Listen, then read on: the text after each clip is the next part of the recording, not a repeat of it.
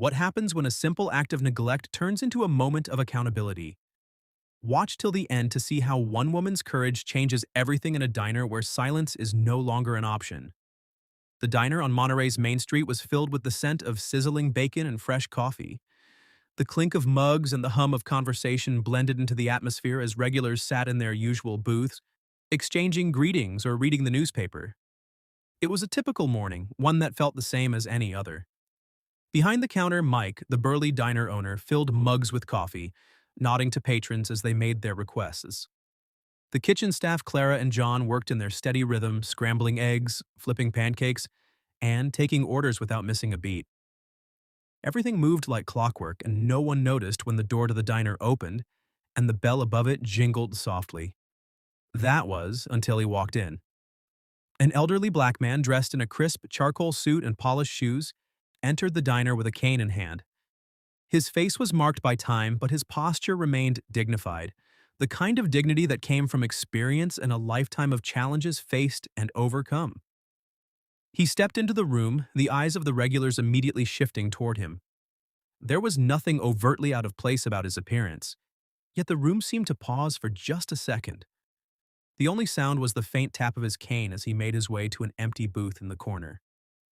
As he sat down, the usual hum of conversation softened, and for a moment a subtle tension filled the air.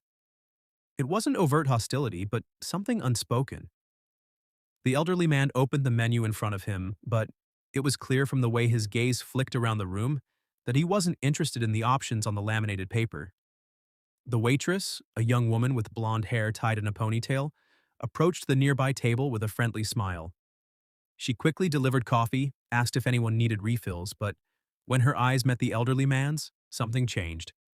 She hesitated. For a split second, she stared at him before walking away to tend to another table, her movements brisk and deliberate. The elderly man glanced down at the menu again, but his hands, folded neatly in front of him, betrayed his calm demeanor.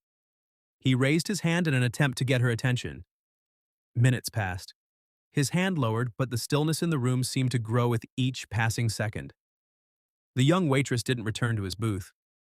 The chatter in the diner continued as normal, but the unease among the patrons grew palpable. The elderly man shifted in his seat, adjusting his glasses, though he hadn't been served yet. And the minutes ticked by.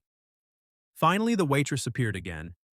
She was carrying a plate of pancakes for a family by the window, her smile warm as she bent down to ask if they needed anything else. But when she walked past the elderly man's booth, she looked away, her expression tightening, before moving swiftly toward the counter. The silence hung in the air. The elderly man raised his hand once more, higher this time, holding it there for several long seconds. He waited. He was patient, but there was something unwavering in his stillness that made the room pause, like a pin about to drop in an otherwise quiet room.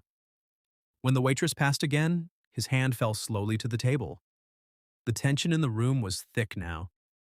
Everyone could see what was happening, even if no one spoke up. A few patrons exchanged uncertain glances, but no one made a move. The elderly man remained seated, his gaze fixed ahead. He wasn't making a scene. He wasn't raising his voice. He was simply waiting, the silence echoing louder than any words could have. And then the door to the diner opened again. This time, the bell above the door jingled with a sharpness that cut through the heavy air. A young woman in her early 30s stepped inside.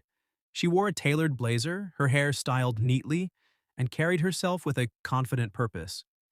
She moved with determination toward the elderly man's booth.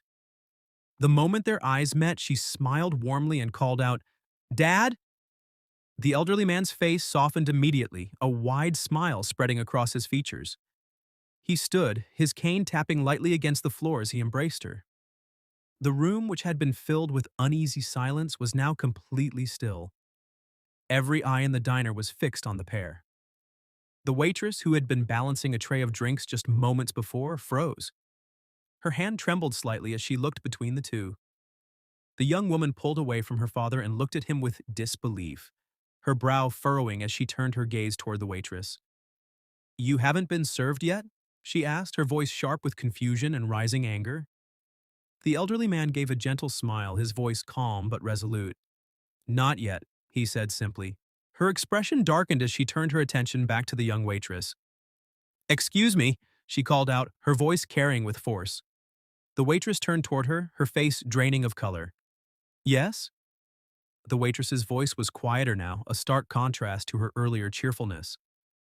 "My father," the young woman continued, her eyes fixed on the waitress, "has been sitting here for almost an hour and you haven't served him. Why?" The young waitress stammered, her hands tightening around the coffee pot. She glanced toward the kitchen as though hoping for help, but there was none.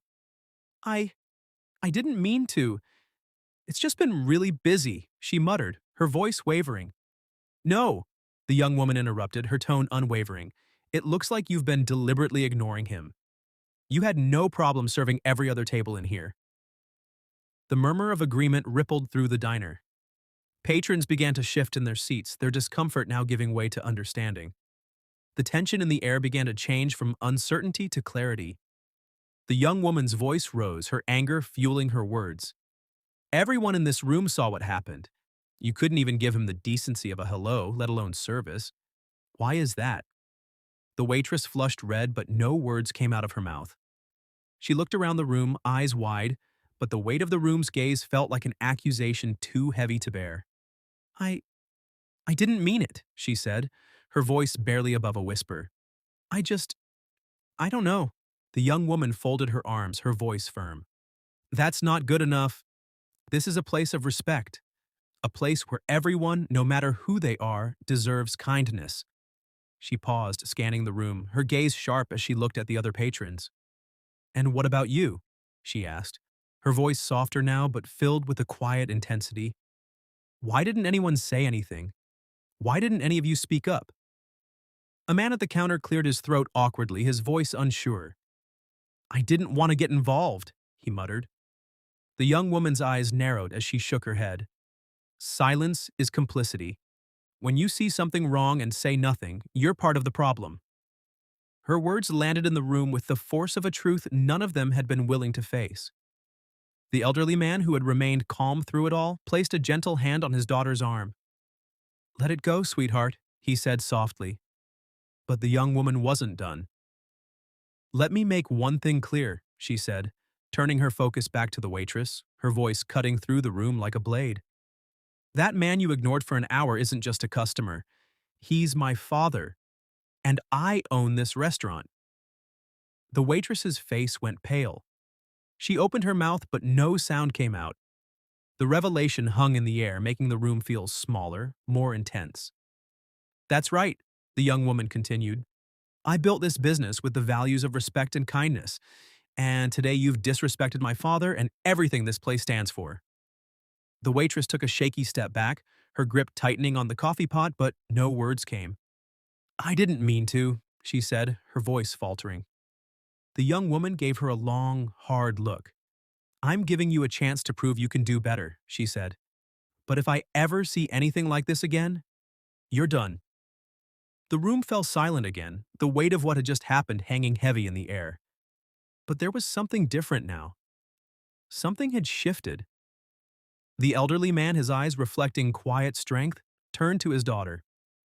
"It's okay," he said, a soft smile playing on his lips. "We can go home now." The patrons in the diner, still silent, began to stir.